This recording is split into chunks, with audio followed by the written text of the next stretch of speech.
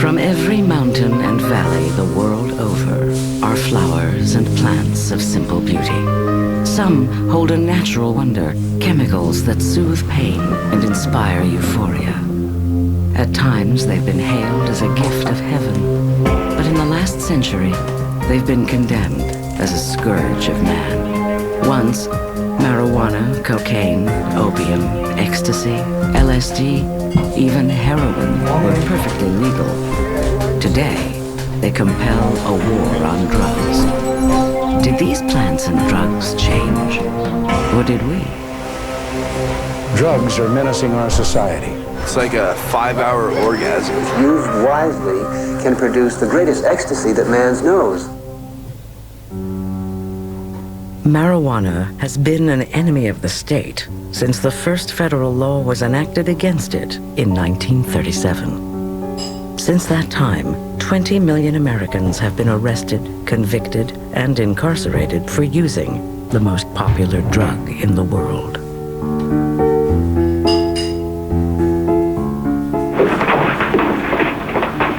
Your Honor, in this case, the state waives trial of the defendant, Ralph Wiley. It is convinced that he is hopelessly and incurably insane, a condition caused by the drug marijuana to which he was addicted. The law is only one deterrent, and not that effective. The government relied on something else: education films. This harmless-looking cigarette is cloaked in many innocent disguises.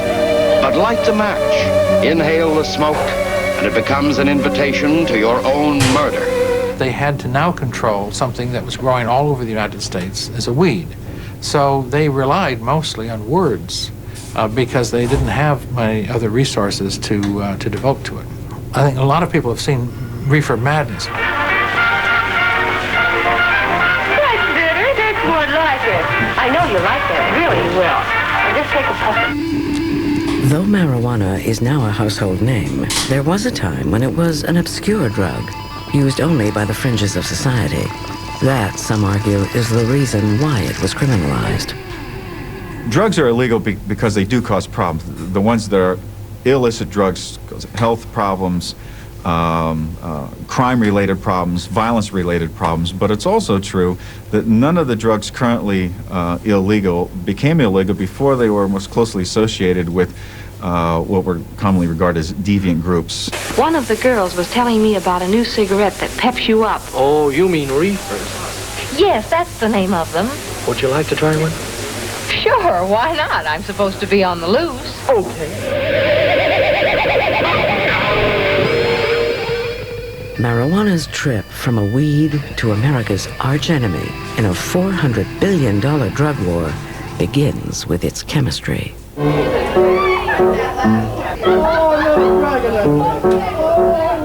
Smoking pot draws the active ingredient delta-9 tetrahydrocannabinol, or THC, into the lungs and onto the brain. There it suppresses the neurons, causing a distortion of perception and time, a lack of coordination, and sometimes uncontrollable hilarity.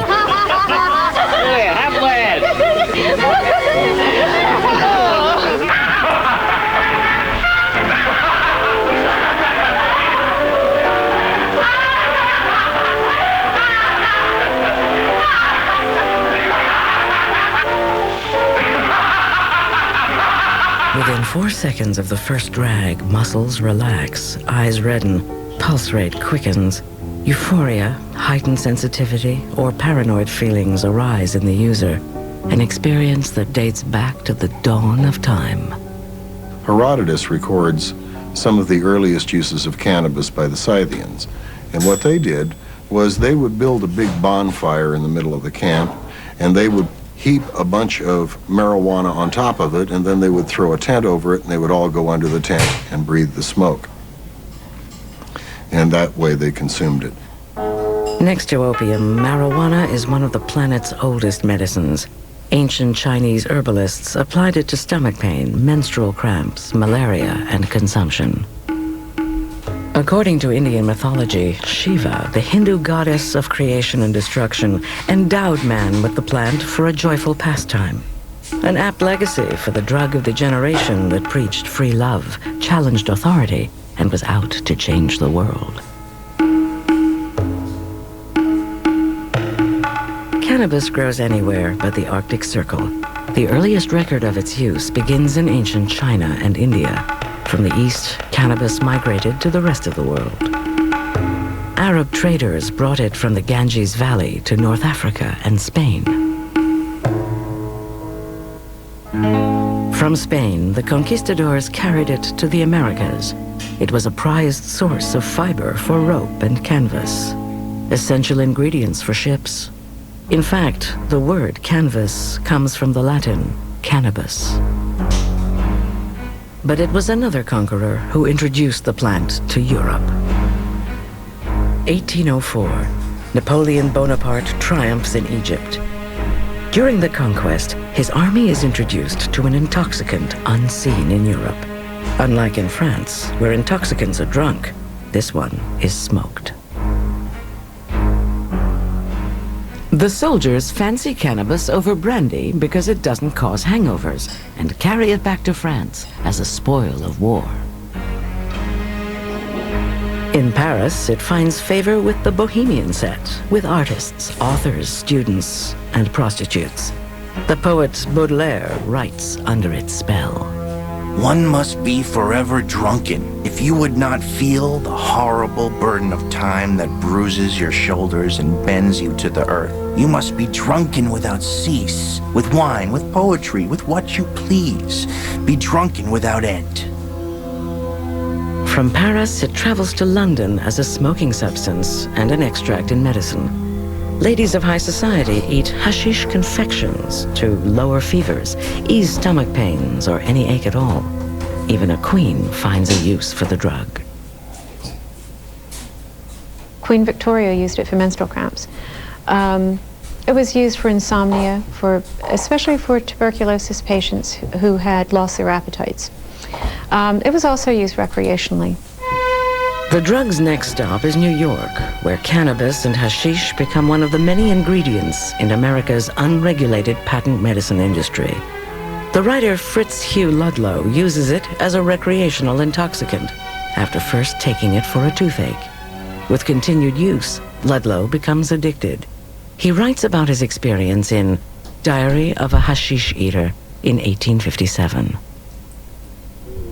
When I shut my eyes, I dwelt in a delicious land of dreams. On the wings of a speechless music, I floated through the air, and in the cloud valleys played hide and seek with meteors.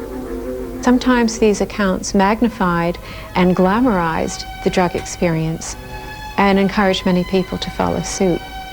Interestingly enough, Fitzhugh Ludlow became one of the most ardent and earliest supporters of drug regulation through law in the 19th century, writing quite a few stories for Harper's and for various popular magazines on drug addiction in the United States, trying to bring awareness to it.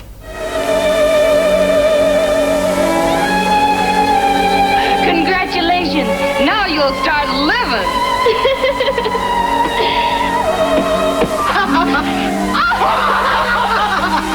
My head is so light it feels like it's floating. That's because your troubles are all gone. Try another puff. In the 19th century, marijuana was far from the recreational drug of a future time. By and large, its only use comes from patent medicines. Americans know little of smoking it as an intoxicant, a custom widespread in the East. That is until Abdul Hamid II, Sultan of Turkey, makes a very special birthday gift to the American people.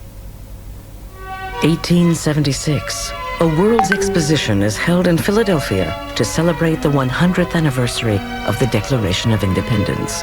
On display are the wonders of the modern world, among them the telephone and the personal printing press, otherwise known as the typewriter. The industrial age has arrived. At the Turkish pavilion, the Sultan Abdul Hamid II makes a gift of a rare and exotic treat. The crowd is introduced to smoking marijuana in what may have been the first pot party in the United States, and perhaps the biggest, until Woodstock 93 years later. The Sultan's gift ignites a wave of Yankee ingenuity. Seeing dollar signs in another idle pleasure, entrepreneurs opened Turkish smoking parlors in the north. Sometimes people would go to these places in great secrecy, sort of as a lark, and there'd be society matrons as well as prominent businessmen. And they would either smoke hashish or eat hashish-laced confections. At a time when the temperance movement is trying to ban alcohol and close saloons, smoking parlors could have been the alternative way to get high. But the parlors close. Liquor, not cannabis, continues to be the country's drug of choice until a constitutional amendment bans booze and America rediscovers marijuana. New Orleans, 1920. America's second largest port is America's #1 party city. In this brawling place, where blacks, French, Cajun, Spanish, American, Europeans, and Chinese live, work, and play, a new music emerges out of the constant clash and commotion of culture. The music is jazz.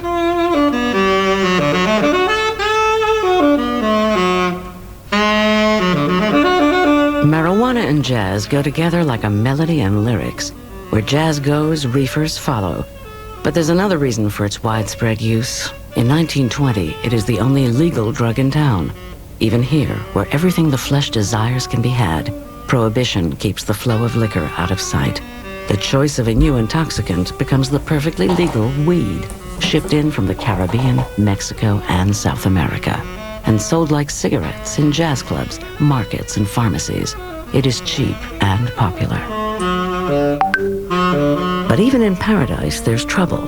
New Orleans is in the midst of a crime wave. Murder dominates the headlines and attracts William Randolph Hearst's attention, eager for a sensational story to sell.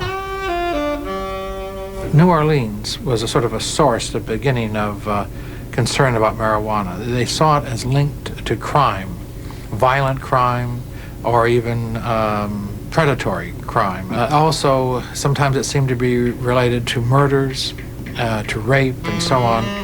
Hearst coins the phrase marijuana menace and prints lurid tales about the drug's capacity to cause rape, murder, and mayhem.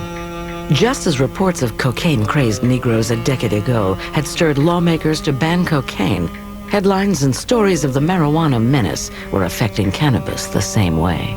Society worries about its members who are not in control of their mind. So in order to prevent chaos in society, limit the use of the product or the thing that's inducing those kinds of effects.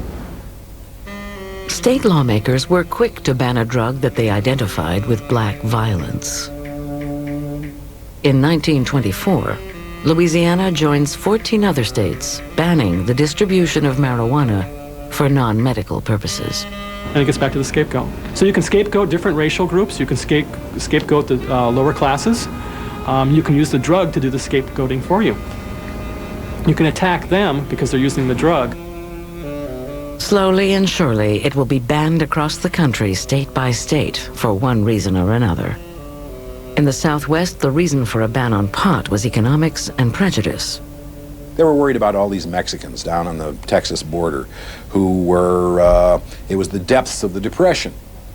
And these Mexicans had been a very useful labor force in the 20s when we needed them, but now as the Depression, you got all these gringos in the bread line.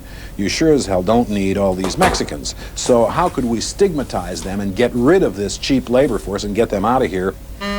According to the San Antonio Gazette, quote, "The men who smoke this herb become excited to such an extent that they go through periods of near frenzy and worse. It is always aggressive as the crimes which have been committed in garrisons, armories, barracks, and the humble suburbs of Mexico." In 1931, Mexican repatriation becomes law. Mexicans who don't go quietly are subject to varying forms and degrees of harassment. Many are charged with vagrancy.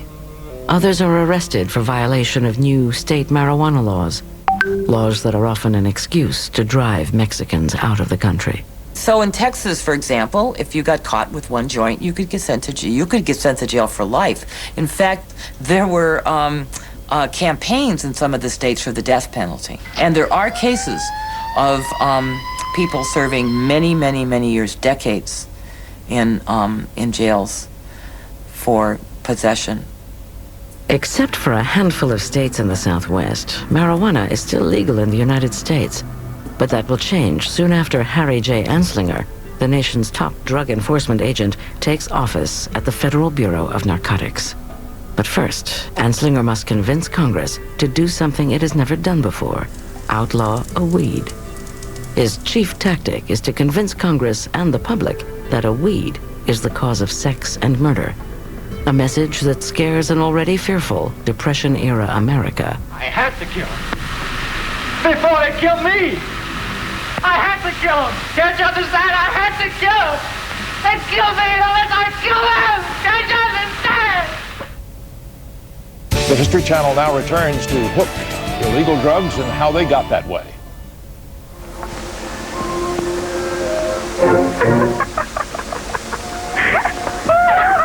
In 1930, the gaiety of marijuana collides with a nation in despair. Across the United States, the Great Depression has brought joblessness, breadlines, and above all, fear to America.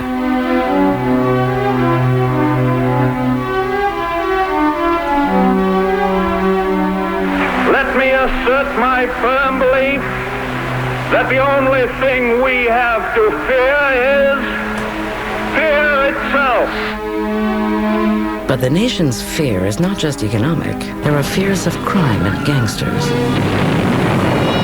unions and communists, immigrants, and even alcohol. Since 1920, alcohol has been banned by a constitutional amendment. But after 14 years, the law is repealed. The government now focuses on narcotics under a new federal bureau. The Federal Bureau of Narcotics was unprecedented in that it was the sole autonomous bureau charged with enforcing narcotics legislation in 1930. It is headed by a 38-year-old Harry J. Anslinger.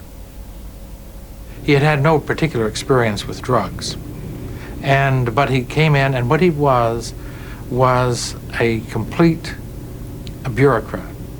That is, he wanted to protect his agency. He wanted to keep his budget going. To Anslinger, there is nothing glamorous about fighting drugs. But soon he sees that it is one of the most important issues of his time, endorsed by some of the country's most powerful men, like publisher William Randolph Hearst.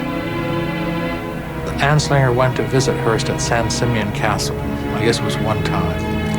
And Hearst told him that he personally wrote all of the anti-drug editorials in the Hearst newspapers.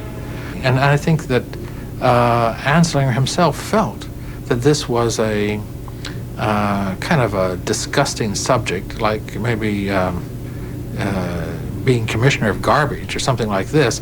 And he was just astounded that anyone would, who's really important, would care about it. The Bureau's efforts have been aimed at fighting heroin and cocaine. But with Anslinger's arrival in 1930, marijuana is the new drug problem born out of the trouble in the Southwest with Mexican migrant workers.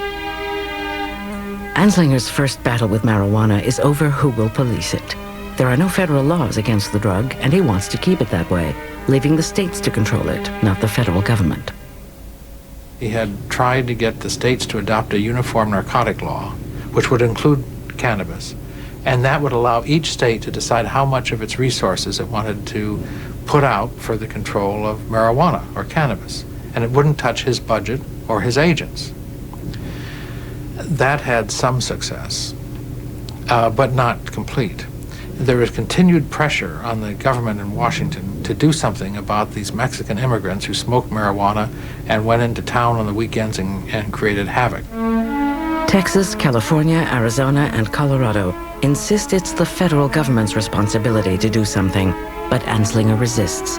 He has no interest in staking a career on combating a weed. He has only a staff of 300 and a $1.5 million budget to battle drugs the world over. He wants to avoid a law that will be difficult to enforce and offers a different approach. He wanted silence. If you had to say something, you made it sound as awful as possible. And I say marijuana is a killer drug. But by and large, there was nothing they could do about it. There was no real big action. They didn't have the funding, they didn't have the people, and I remember he said to me once, I was driving around the upper Potomac, and I was crossing the bridge, and I just parked on the bridge, and I got out and I looked, and there was marijuana plants as far as you could see. And he said, I said to myself, and they want me to wipe this out. Anslinger can do nothing to stop the push from states of the Southwest for a federal law against marijuana. The issue is less about the dangers of the drugs and more about politics. Marijuana is entangled in immigration problems. I remember when I interviewed Harry Anslinger about it, he said we weren't having any trouble with it. You could get it in Harlem, he said, and it was not a problem. But the pressure came from the Southwest and the West, where the Mexican immigrants were seen as a unnecessary and dangerous surplus population. And so there was a tremendous campaign to try to push the Mexican immigrants back into Mexico. And marijuana got mixed up in that, because there was no question that they grew marijuana and smoked marijuana. In the end, the southwestern states prevail upon Anslinger to do something. Hesitant as he may have been, the pressure is on for Anslinger to use the power of the federal government to control marijuana. Ever the bureaucrat, Anslinger changes his position and becomes a leading warrior against marijuana. The Treasury Department intends to pursue a relentless warfare against the despicable, dope-peddling vulture who preys on the weakness of his fellow man. His chief weapons are movies that express exaggerated dangers of the drug.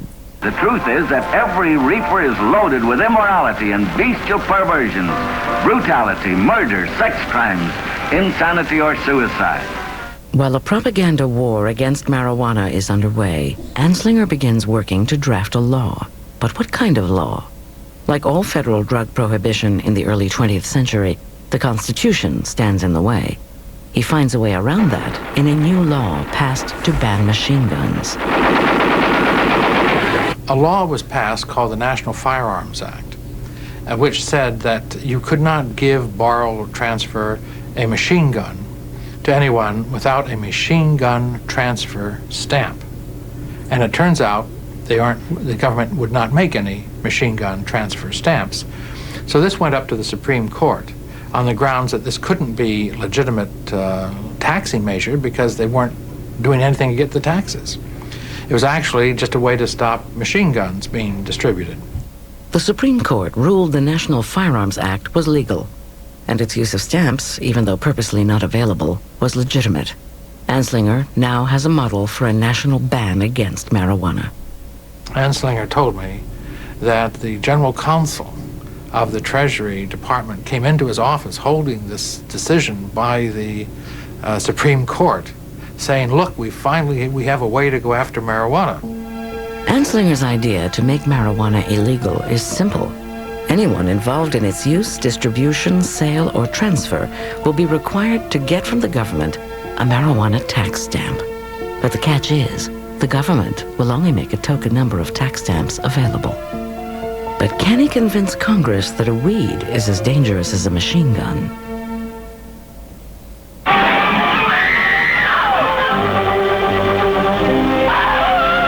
The next tragedy may be that of your daughter, or your son, or yours, or yours, or yours. The History Channel now returns to Hook, illegal drugs and how they got that way. On April 27, 1937, hearings begin before Congress on the first federal law to control marijuana. Anslinger hopes to convince Congress that marijuana is dangerous and that they will enact a law like the one that banned machine guns. I think his attitude toward marijuana was that it was not as serious as cocaine and heroin. But you wouldn't know that publicly, because one of the strategies against marijuana was to describe it in so horrible and disgusting a way that no one would be tempted to try it once. What's the matter with you, son? Anslinger tells Congress the drug makes the user insane, or worse. Oh, nuts. I didn't do it on purpose. Of course you did. But rather than argue with him, the mother stoops to pick it up, and when she does, Elvin takes that heavy frying pan from the stove and kills his mother with it. This is exactly what happened, and how it happened. In fact, he said... Anslinger also tells Congress that marijuana is the stepping stone or gateway to heroin and cocaine. One more, folks, or I'll be floating. I want something stronger. How much have you got? He adds that it is the assassin of youth. One of the cases that he was constantly presenting in these congressional hearings was the case of Victor Licata, who was a young boy in Florida who cut up his family with an axe. And according to Harry Anslinger, he did this after smoking a marijuana joint. He then went out and chopped up his mother and father. But what Anslinger omitted in his testimony, as was published several days later in the Tampa newspaper, that Licata was probably schizophrenic, and there's very little probability that marijuana was the cause and effect of the terrible crime he committed. Not a very nice thing to look at, but this is marijuana, and there's nothing beautiful about marijuana. Well, the officer drew his gun, reached for the closet door, and pulled out Victor. Anslinger tells Congress that school children are using marijuana. That assertion results in the only testimony against the law. Dr. William Woodward of the American Medical Association testifies that for all the complaints about marijuana's danger to school children, there was no evidence to back it up. Congress disregards his testimony. They just attacked him viciously. They said, how can you come down here trying to interrupt us when we're trying to do something good for the American people and so forth? Well, it turns out their argument with him had nothing to do with marijuana. They just chopped him into pieces and verbally excoriated him in front of this congressional hearing, and then lied about what he said. Hearst follows the hearings, adding extra newspaper runs to cover the news in Washington and headlining the evils of marijuana. Across America, independent movies add to the propaganda, bombarding the public. The most famous, Reefer Madness, warns of the perils of smoking marijuana, as stated by Anslinger and Hearst. Just take a puff of that. Didn't come from the Federal Bureau of Narcotics, but Anslinger's bureau did endorse it. He did support it. In fact, in the opening scene, when the high school principal is talking to an audience of parents, he refers to the Bureau of Narcotics several times. On Capitol Hill, Anslinger wins. Congress passes the Marijuana Tax Act, the first federal law against the drug. The Southwest gets the federal law they wanted. After 5 days of hearings, the marijuana tax law goes to Congress for a vote. It's passed within weeks by roll call vote. President Roosevelt signs the bill on August 2nd. It takes effect October 1st. Perhaps one of Anslinger's most significant contributions to fighting drugs is that he, more than any other individual, demonized drugs. I don't know that Anslinger lied to Congress, but he was an effective propagandist, we might say. The law requires that anyone wishing to buy, sell, distribute, or transfer marijuana must pay a tax and have a stamp. The penalty for failure to do so is 5 years in jail, a $2,000 fine, or both. But like the machine gun law, the government doesn't make the marijuana stamps available. There was another problem, too, and that was that in order to get the license, you had to have the marijuana in hand. But if you had the marijuana in hand without the license, you had already violated the law. 2 days after the law goes into effect, the first offender of the Marijuana Tax Act, Samuel Caldwell, is arrested in Colorado. 4 days later, he is convicted and sentenced to 4 years in jail and a $1,000 fine. Anslinger flies in from Washington to see justice done. So begins the federal government's effort to punish marijuana users. 1 year after its ban, Anslinger's law runs into a powerful critic. It was none other than the mayor of America's biggest metropolitan city, Mayor Fiorello LaGuardia of New York. LaGuardia commissions a group of medical professionals from the New York Academy of Medicine to study his city's marijuana problem. This blue ribbon panel visits schoolyards, interviews principals, even tests the effects of the drug on adults. After 4 years of study, the following conclusions are drawn. Smoking marijuana does not lead to addiction. Marijuana smoking is not widespread among schoolchildren. Marijuana is not a determining factor in major crimes. Publicity concerning the catastrophic effects of marijuana use in New York City is unfounded. Ironically, LaGuardia obtained the pot used in his study from Anslinger.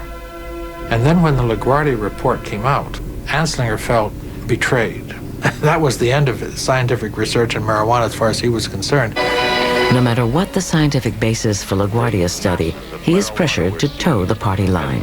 In the Big Apple, marijuana will remain an illegal drug. Through World War II, marijuana arrests drop. But ever wise to the power of the press, Anslinger begins targeting celebrities and musicians to grab headlines. He arrests jazz drummer Gene Krupa for possessing marijuana, who spends 87 days in jail. Actor Robert Mitchum is busted, and his career is almost shattered after he's arrested at a pot party. But there will be new drugs to combat. One other, legal for the time being, is making history on the battlefields of World War II. The History Channel now returns to Hook, illegal drugs and how they got that way. Of all the new technologies Germany uses in the Second World War, one touches the common soldier and the Führer alike. It is the synthetic chemical amphetamine, more commonly known as speed. The Blitzkrieg could just as easily have been called Speedkrieg. Everybody was amazed how fast the German panzer troops rushed across Europe westward towards the lowlands. Couldn't believe they could just keep going night and day and so forth. And it was later learned that they were dispensing large amounts of amphetamines to these troops. Hitler is injected as many as 5 times a day with methamphetamine, a supercharged amphetamine. Scholars claim Hitler's mad rants and blunders were the result of his addiction to the drug. It is also used in the Japanese war effort, given to the Imperial ground forces and kamikaze pilots. The drug of the Axis war machine is a stimulant. It affects the sympathetic nervous system to increase alertness and decrease fatigue. Amphetamines stimulate the adrenal gland to increase spontaneity, initiative, confidence, and a sense of well-being. Amphetamines are commonly associated with appetite suppression, but the drug was first introduced as a lung decongestant, the Benzedrine inhaler, nicknamed Benny in Germany in 1932. It would clear up your sinuses and do a lot of other things. It wasn't long before people discovered that if you break the inhaler and take the cotton swab, the little cotton swab, which holds all of the amphetamine, some people just swallowed it whole, other people dissolved it in coffee or what have you. Well, I was just wondering about those bennies and things we've been fooling around with. A Benny? A Benny? You mean a Benzedrine tablet? This method of ingestion is commonly called poppin' bennies. At the time, no one knew how highly addictive and powerful a stimulant amphetamines were. It was quite euphorogenic. It gave people a sense of confidence. Life seemed brighter. You didn't have to sleep as much. You could overcome fatigue. It made doing boring things more interesting. And, of course, weight loss. 1946, amphetamines find their way into post-war society. In Japan, the market is flooded with vast amounts of the drug. In America, housewives take speed to feel better. Amphetamines are to the 50s what opiates were in the past. Truck drivers take them to stay up for days, like dock workers who once used cocaine to work through the night. And artists and writers who used laudanum a century ago now pop bennies for kicks and inspiration. Like author Jack Kerouac, while popping Benzedrine, he writes On the Road in 20 Days in 1955. Meth's the all-American drug. Meth was invented for Americans. It really embodies all of the values that we hold dear. Industriousness, hard work, basically enthusiasm for accomplishing tasks. It was the most widely prescribed drug in America's history. The appeal of amphetamines cuts across all walks of life. One of the most famous users is the newly drafted Elvis Aaron Presley. In October 1958, Presley begins a tour of duty in West Germany. As an Army GI, a sergeant introduces him to speed. From this point on, the king of rock and roll is hooked for the rest of his life. Drugs must be prescribed by a doctor and prepared by a licensed pharmacist. And physicians were the real pushers of this drug. You're a little depressed? Here, let me prescribe some form of amphetamine. You want to lose weight? Here, let me prescribe some amphetamine. You say you don't have enough energy? I mean, the reasons were legion. In 1946, a physician by the name of W.R. Bett published a paper in which he claimed there were 39 medical reasons for prescribing amphetamines. And they were everything from hiccups to schizophrenia. By the 1960s, amphetamine use was a hidden epidemic. On the other hand, marijuana, once kept behind closed doors, is openly used.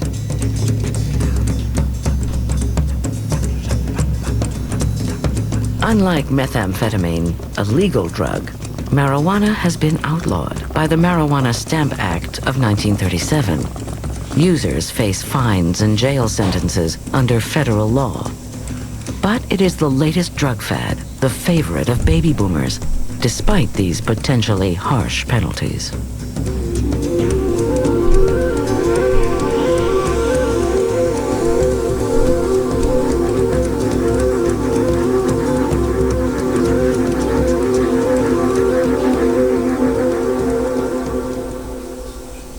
Marijuana is kind of a hybrid. It has some features that are like LSD.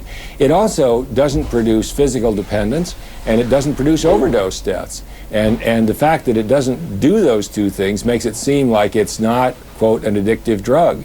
It has an appeal to people who are smart and who are interested in going beyond the conventional boundaries of their behavior. 33 years after the Marijuana Tax Act, its constitutionality was questioned in the Supreme Court. The man who led the charge to change the law was the man who told a generation to tune in, turn on, and drop out. Timothy Leary. Timothy Leary, the LSD guru, argued that in order to get the license, one had to break the law. In other words, one had to have the marijuana before you got the license, and therefore you were already in violation of the law, and therefore getting the license was simply self-incrimination. The Supreme Court agreed with him and overturned the law. In the slam of a gavel, the federal law that banned marijuana vanished. Until 1914, most people believed the Constitution upheld one's right to ingest any substance one wanted. Besides, a drug that made you feel better was perceived as good. But by 1970, recreational drug use was perceived as bad, and Congress didn't consider the right to use drugs a right protected by the Constitution, and banned marijuana in the Controlled Substance Act of 1970. A lot of people became concerned with drugs for the first time in the 60s because the young people were using them with such seeming freedom and recklessness. They were particularly concerned about marijuana. The new federal law is on firm constitutional ground, unlike the self-incriminating tax of 1937. But still, marijuana use does not end. It just becomes illegal and finds a place in a subculture of its own that includes a comedy troupe and a magazine. Unlike pot, methamphetamine is not completely illegal. It can still be prescribed by doctors, but illegal, non-medicinal use is at an all-time high. It's estimated that by 1971, so many amphetamine pills were produced illicitly that there were, if you gave them to every man, woman, and child in the country, you would give them 50 apiece. Methamphetamine is banned for non-medicinal use. Still, it is manufactured illegally in all 50 states. Missouri and Utah can claim the dubious prize as meth lab capitals of the U.S., naively and innocently put on the market as the Benzedrine inhaler almost 70 years ago. No one could predict amphetamine's damage. People who used a lot of amphetamines tended to be trigger happy about violence. First of all, they become a little paranoid and they misinterpret something and think that that person is out to do them harm, and they, give them a punch or worse. Amphetamines are also the preferred drug of the sports world. Pro football, horse racing, and bicycle racing are breeding grounds for speed abuse. While racing the Tour de France, Tommy Simpson collapses and dies under the influence of methamphetamine. Speed kills by blowing your heart up. It actually can blow your heart up. I mean, the heart muscle, you'll get it to rip a hole in itself. The messages that are being sent by the brain are just completely out of whack. Recreational use of this addictive drug ruins thousands of lives. Despite its dangers, its powers of addiction claim new addicts every day. That first shot of speed was like having an orgasm. I didn't have to have a man. I didn't have to have anybody. I just stood there and backed up and sat down on the couch, and it was unbelievable. And it was a rush, a high that I knew I had found what I was looking for my whole life. And I was off and running. While amphetamines have long been prescribed by doctors, medicinal marijuana has only gained acceptance in the 90s. Today, it is used by AIDS and cancer patients to stimulate appetite and reduce the nausea from chemotherapy. It's also a treatment for glaucoma. The attitude of the American public towards marijuana is most fickle. Once, the federal government was opposed to a national marijuana law, but enacted one anyway in 1937, only to see it overturned 30 years later by the Supreme Court. In 1970, a new federal law banned marijuana again, citing it was of no medicinal use. But today, marijuana is used legally for that very reason. Now, at the turn of the 21st century, 11 states have decriminalized possession of small amounts of marijuana, judging the legal side effects to be more harmful than the drug itself.